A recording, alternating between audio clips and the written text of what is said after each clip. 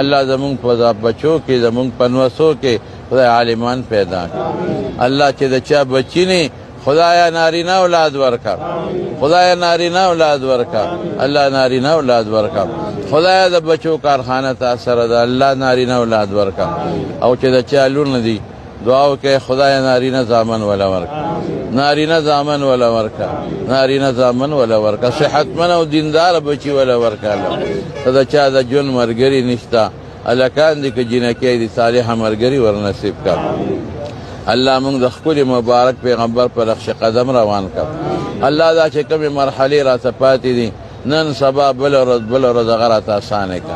خدای که زمونږ نه څه غلطي شوي بیا ادبي شوي راته معاف کا.